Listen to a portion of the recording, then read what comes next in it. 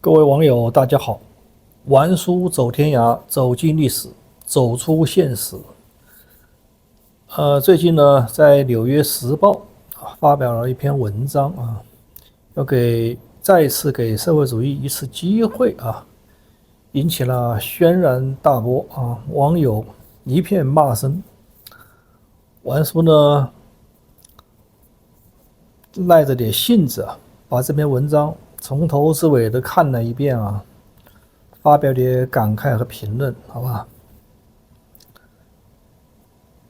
纽约时报为你点赞，为社会主义借尸还魂我们看他的观点他这个文章中间呢很有意思讲到了3个火车站。第一个火车站，芬兰火车站，当年列宁到了芬兰火车站下车，进入俄罗斯开展了一场10月革命搞了一场社会主义运动，这是第一个火车站。然后讲到了现在正在欧洲的匈牙利布达佩斯火车站，为什么呢？就是目前匈牙利欧尔班当政已经10多年了类似的是一党专政嘛，是吧？把欧洲带向了右翼的这个非常右的地步了，是吧？在欧盟里面，大家对欧尔班是一片挞伐所以布达佩斯就代表着右翼的一个终点站极右翼当然了，他也提到了新加坡火车站，也就是新加坡模式。新加坡也社会主义嘛，这个资本主义的模式嘛，对吧？有它的成功的地方有它的不错的地方提到了这个这也是个岔路口，对吧？那么他认为川普正在把美国带向布达佩斯这个列车另外呢，关键点不在这个地方，在他的这个文中他为什么叫借尸还魂呢？我们知道社会主义和资本主义的本质差别在什么地方？问一下网友，有人说那个，比方说有的人看不清楚了，比方说这个新加坡的模式，新加坡到底社会主义还是这个资本主义中国是好像是社会主义制度吧，是吧？那到底什么差别对吧？玩书一句话说清楚，社会主义就是剥夺私人财产，就是私人财产得不到保证。宪法中间它不明确，明确了它也不会在法律层面去执行。国有资本主导经济，你看中国国有资本是60%市值上市企业市值60%左右那民企只有20-30%，但是它真正社会的活力、利润又来自于私企，相当于社会主义它限制了私企的发展，对吧？它开始当政的那些年是剥夺了这个资本家的资产，把它变成国有、集体所有。所以社会主义本质上是集体主义、国家民主主义。而私人资本限制，开始是剥夺完之后不行，要发展要限制你，就是限制权利，因为人无恒产就无恒心，没有自己的独立的财产，他哪有自由呢？他就没有他是那什么求，像个奴隶社会一样的求着你了，是吧？你跟他分配房子，你跟他给钱，你给他发面包，他都是求你，他哪有独立的灵魂、独立的思想呢？对不对？这才是根本，没有权利 ，right。所以说，属于左右之分，右就是坚持私人财产，有私产，有恒心，有独立思想，有人格自由，没有恒产，这个钱，这个资产。国家所有，集体所有，个人就没有这个权利了。你还有说话权，对吧？你看中国是吧？你就没有选票，选票也没有了，对吧？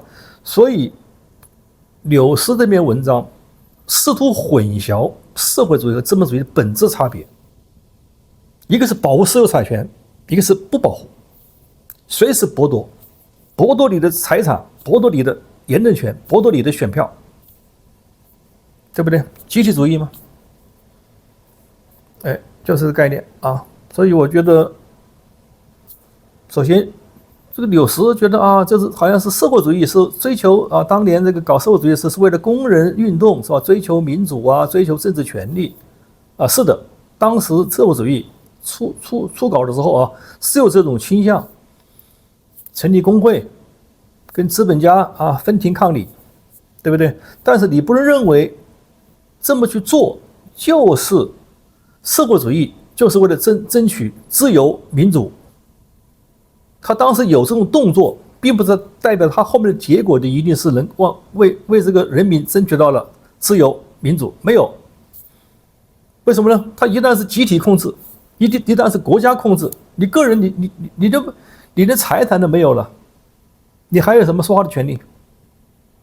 大家可以想象一下吧，对吧？就没有 right 了，这是一个本质差别。柳丝在混淆这一点，混到什么程度？他也知道这个马克思 1.0 是吧？这个已经过去式了，是吧？后年是吧？从芬兰火车站出发的列宁到了斯大林是吧？杀了几千万这个是吧？间谍啊，这个苏联是吧？死了几千万，大饥饿啊，是不是？但是他认为呢，他们当时是什么追求民主自由，这一点可以保留。哎，那么反过来呢，现在目前川普的政府啊，正在什么走向反面？什么反面？他们认为 DEI 文化是一种进步的、先进的，错了。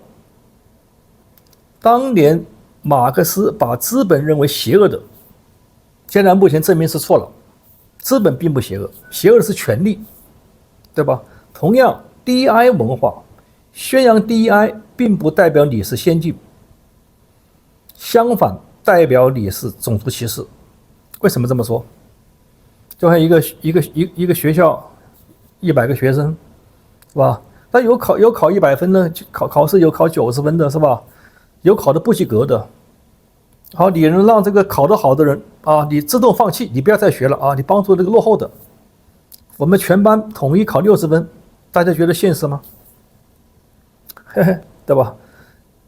所以说 DEI 文化，比方说谈到这个肤色，他们看起来啊，这个好像某些这个工作岗位是白人多黑人少，那怎么办？按比例固定，多元化要固定啊。比方说这个白人达到60%，黑人达到40%，那么好，那么白人黑人就没有一个什么公平的竞争环境了，是吗？大家同意王叔观点吗？对吧？你这样划分的话，你非要到这个结果是4-6开6-4开，那么你肯定过程就不公平了，对吧？你谈到了包容，我再举个例子，现在伊斯兰是吧？每个家庭生好几个孩子，白人家庭现在都是要么就不生孩子，是吧？都有了吧，是吧？所以说生育率下降，那么你这么长期拼，那你肯定拼不过伊斯兰这个家庭，最后白人会越来越少。王叔还有一个视频专门讲这个观点，对吧？那你要强行什么？你敢强行让伊斯兰不生，或者一家只生2个、3个，或者生1个？你这样做是违反人性的，所以你应该让它自然的生长。每个家庭，伊斯兰教他多生还是多生，那么你这个白人家庭少生就少生，但多生他以后负担不起，他可能会慢慢就会怎么，他就会自动的什么来调整。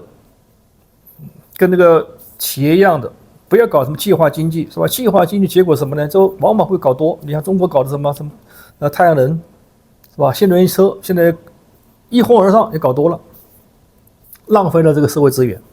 所以资本的自由市场的配置是最高效的，对吧？每一个小细胞它的自然流动，啊，人才、资本的自然流动，这是最高效的。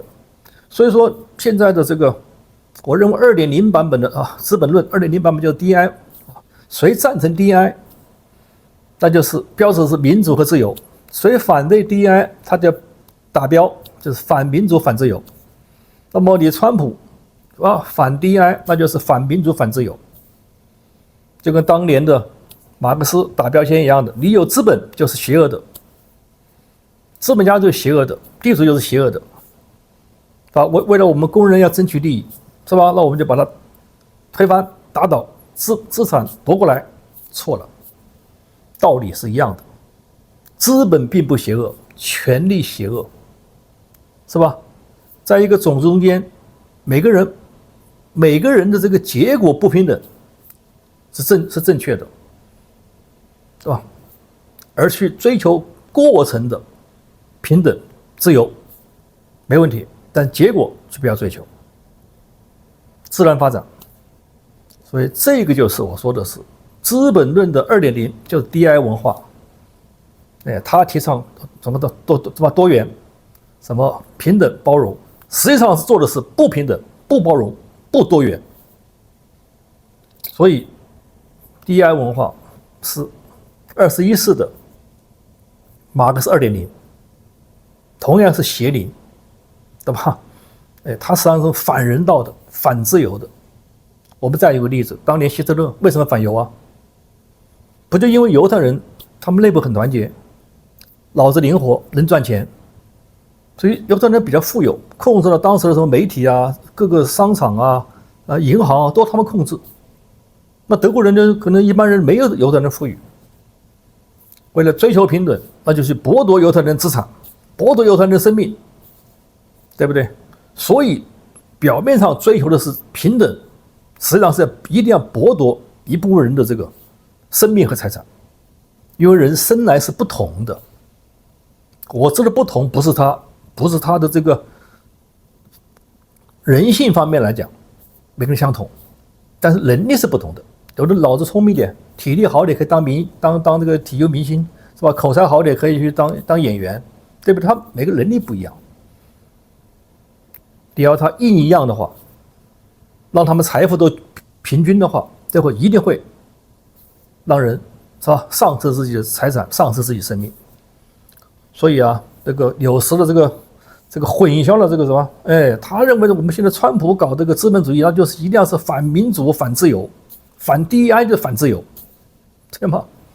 资本家挣的是不义之财，是吗？你的思想又回到了当年的这个马克思的社会主义那套理论，那套什么已经臭的不能再臭的理论，居然在纽时我又看到他的什么，把他恶臭又翻出来了，借尸还魂。居然呢，他还讲到一个观点，说什么呢？说那个用意是好的当年的社会主义者的用意是好的。我还是告诉大家，所有组织包括黑社会初创的时候，用意都是好的。希特勒创办法西斯的时候，他肯定要对德国人民好，是吗？对他的政党好，是吗？他不会说我创办这个政党就是要害德国人民，那没人跟他的，没有哪个政党，没有哪个组织用意都是不好的日本帝国主义、军国主义是不是？他用意也是为了日本人民，对吧？建立大东亚共荣圈，对吧？让大东亚这个人民都富裕，跟我日本学习，用意都是好的。不要用这个用意再来去来遮挡你这个组织的邪恶，对吧？所以纽斯这个邪恶，就通过这个话可以看出来，他遮挡，是不是所谓的什么叫社会主义，就是小社会大政府，计划经济，大政府说了算，压制私企，压制个人的权利，这叫社会主义，是吧？